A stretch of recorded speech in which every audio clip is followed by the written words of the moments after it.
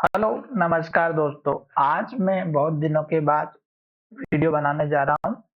तो आज का वीडियो जो मैं जितने भी बनाऊँगा वो सभी आपके लिए स्पेशल होंगे, क्योंकि मैं आपको एक ऐसी इन्फॉर्मेशन बताने वाला हूँ जो कोई भी यहाँ पे आपको नहीं बताएगा। साथ ही मैं खुद भी उसको यूज़ करता हूँ और उसके बाद ही मैं आपको यहाँ पे वीडियो बना कर के बताता हूँ। पर आज मैं आपको डिटेल में वीडियो बनाऊँगा और बताऊँगा कि कैंडल के अंदर जो बाइंग और सेलिंग की एक्टिविटी होती है वो आपको किस तरह से पता चलेगी और ट्रैक करेंगे। तो मैं आपको हमेशा से एक बात बताते आया हूँ कि जब भी स्टॉक्स हमारा एक के बाद एक रेड कैंडल और लो बनाता है, आपको एंट्री नहीं लेना है। अभी स्टॉक फिर से नीचे की तरफ जा रहा है और देख सकते हैं कि यहाँ से इस लो को ब्रेकआउट मिलने के बाद यहाँ पे स्टॉक्स ने लो बनाया, फिर यहाँ पे लो बनाया और अब स्टॉक्स नीचे जाते हुए दिखाई दे रहा है। आज अगर आप देखेंगे तो जियो फाइनेंशियल सर्विस इस कैंडल का हाई बनने के बाद स्टॉक्स में गिरावट आई थी और मैंने उस दिन वीडियो भी बनाया था। अब स्टॉक्स नीचे की तरफ जा रहा है और स्टॉक्स का ये जो लो बना है ये 318 का सपोर्ट बनता हुआ दिखाई देगा और दूसरा हमारा इस कैंडल का लो जो लगभग हमारा यहाँ पे 306 का है और मैंने भी यहाँ पर इस स्टॉक्स में 318 और 306 रुपए के लेवल का नोटिफिकेशन लगा के रखा है। अब यही चीज मैं आपको एक सॉफ्टवेयर के थ्रू बताने वाला हूँ। साथ ही अगर आप यहाँ पे निफ्टी भी देखेंगे तो निफ्टी में भी जो गिरावट आई है वो आप देख सकते हैं, बहुत बड़ी गिरावट आई है रेड कैंडल के साथ में।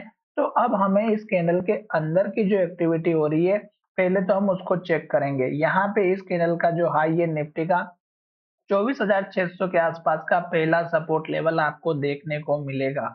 अभी निफ्टी 24,700 के आसपास चल रही है तो 100 पॉइंट की अभी और गिरावट दिखाई दे सकती है।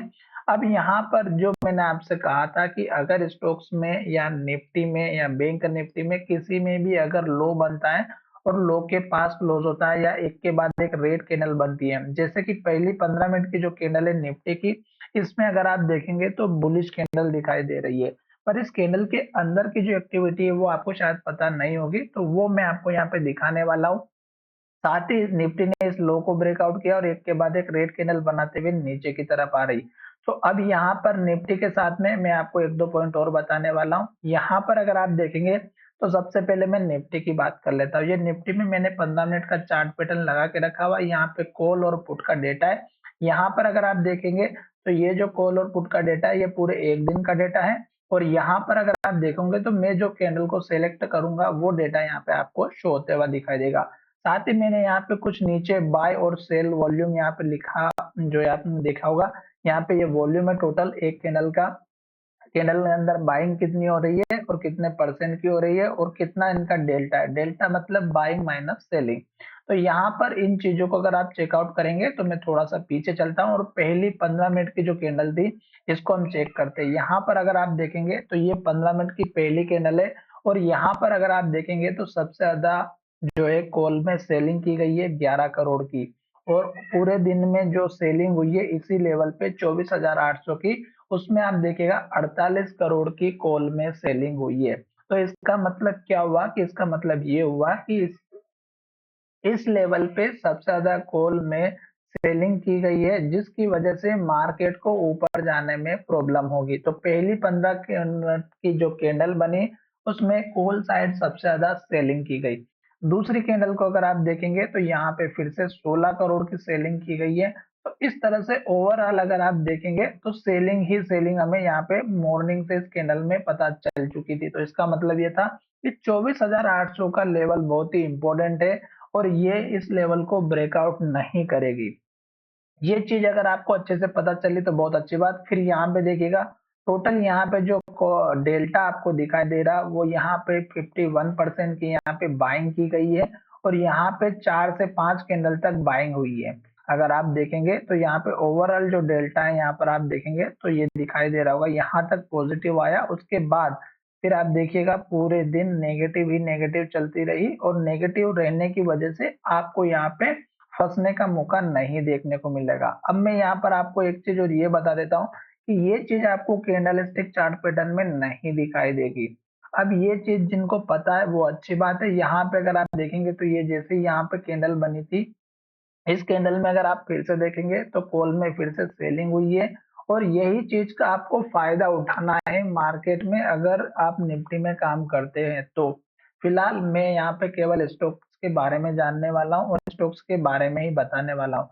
अब मैं यहाँ पर आपको लेके चलता हूँ जियो के स्टॉक्स में, और जियो में मैंने यहाँ पे वन डे का चार्ट सेलेक्ट किया हुआ है, और यहाँ पर अगर आप देखेंगे तो ये एक एक कैंडल एक एक दिन की शो हो रही है। और अभी अगर आप यहाँ पे नीचे देखेंगे तो यहाँ पे देखिएगा ये वॉल्यूम है, टोटल वॉल्यूम कितना आया, टोटल बाय वॉल्यूम कितना है, बाय वॉल्यूम का परसेंटेज कितना है, सेल वॉल्यूम कितना है, डेल्टा यानी कि बायर्स माइनस सेलर्स का जो डिफरेंस है उसको डेल्टा कहा जाता है, और फिर कम्युलेटिव डेल्टा, ताकि उस डेल्टा को ऐड करके ये आगे बढ़ाता जाए।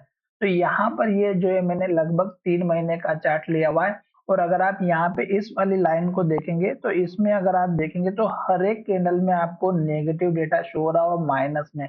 तो यहाँ पर क्या होता है कि जब भी स्टॉक्स में सेलिंग प्रेशर आना होता है तो वहां से आपको इस बात का ध्यान रखना है कि सेलिंग कहाँ से स्टार्ट हो रही है। जैसे इस कैंडल में अगर आप देखेंगे तो यहाँ पे डेल्टा देखिएगा, माइनस में 13 लाख शेयर जो है ज्यादा थे सेलर, यहाँ पे मात्र 12,000 जो है यहाँ पे बायर थे, फिर यहाँ पे मात्र 2 लाख, फिर अगर आप यहाँ पे देखेंगे फिर से 21 लाख का डेल्टा डिफरेंस मिला। तो इसका मतलब ये हुआ कि यहाँ पर इस डेटा के थ्रू पता चलता है कि स्टॉक्स के अंदर सेलिंग हो रही है या बाइंग। अगर आप इस कैंडल में देखोगे तो यहाँ पे वॉल्यूम देखिएगा, लगभग लगभग 5 से 6 करोड़ के आसपास का वॉल्यूम जनरेट हुआ है, जिसमें से 45% शेयर बाइंग साइड में लिए गए। तो यहाँ पर भी सेलिंग ज्यादा हुई है इस कैंडल के अंदर। अगर दूसरी वाली कैंडल में अगर आप चेक करेंगे तो यहाँ पे मात्र 1 लाख के आसपास डिफरेंस आया है। फिर दूसरी कैंडल में देखिएगा सेलिंग आ चुकी है। तो इस तरह से आपको पता चल रहा होगा कि यहाँ पर सेलिंग ज्यादा हो रही है, रेड नंबर ज्यादा दिखाई दे रहे हैं। तो इसका मतलब ये हुआ कि जब तक सेलिंग होगी आप मार्केट में एंट्री नहीं लोगे। इस कैंडल में भी देखिएगा सेलिंग सबसे ज्यादा हुई है, इस कैंडल में देखिएगा इसमें भी सेलिंग हुई है, इस कैंडल में देखिएगा मात्र 6 लाख शेयर बाय किए गए, इस कैंडल में देखिएगा यहाँ पे फिर से 1 लाख शेयर के आसपास सेलिंग की गई। तो यहाँ पर सेलिंग इस स्टॉक्स में ज्यादा दिखाई दे रही है। आपको किसी भी स्टॉक्स में इसके बारे में पता करना है, आप जरूर कर सकते हैं।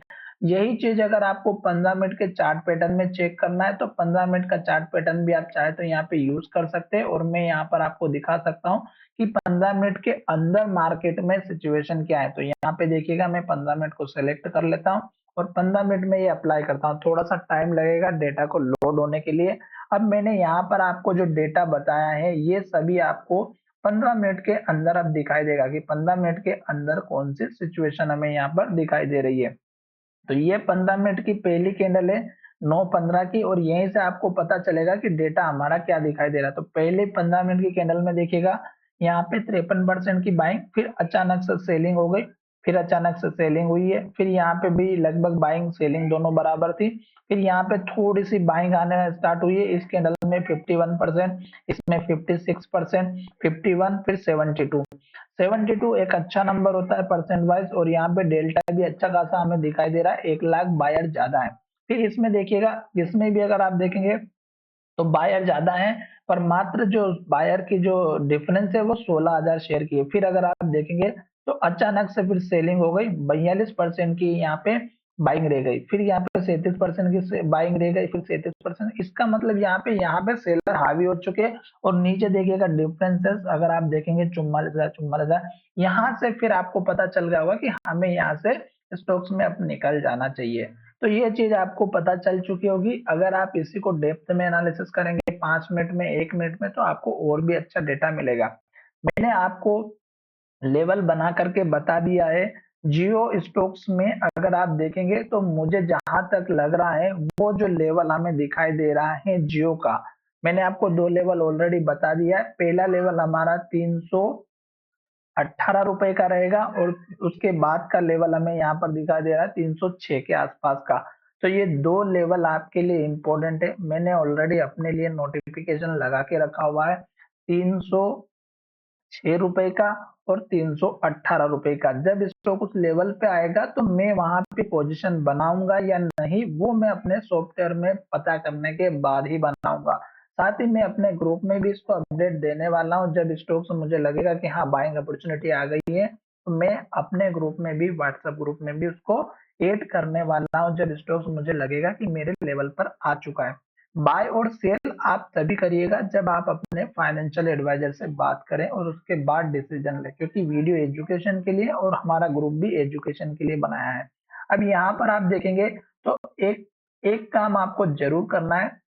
जैसे स्टोक्स ने यहाँ पर हाई बनाया था, यहाँ पर भी हाई बनाया था, और यहाँ पर ये जो कैंडल के साथ वॉल्यूम हमें देखने को मिला, ग्रीन कैंडल देखने को मिली, ये कैंडल के अंदर की जो पोजीशंस होती है वो हमें सॉफ्टवेयर से पता चल जाती है, और उस सॉफ्टवेयर के बेस पे हम जो है पोजीशन या फेक ब्रेकआउट होता है वो हमें पता चल जाता है। साथ ही आपको पुराने हाई और लो को बिल्कुल भी नहीं भूलना है, क्योंकि पुराने हाई हमारे लिए सबसे इंपॉर्टेंट होते हैं। जैसे कि मैंने आपसे सभी वीडियो के माध्यम से कहा है कि अगर स्टॉक एक के बाद एक रेड कैंडल बना रहा है, लो बना रहा है, तो हमें एंट्री लेना ही नहीं है। साथ ही वीडियो बहुत लंबा हो चुका है, चलिए वीडियो में विराम करते हैं। धन्यवाद।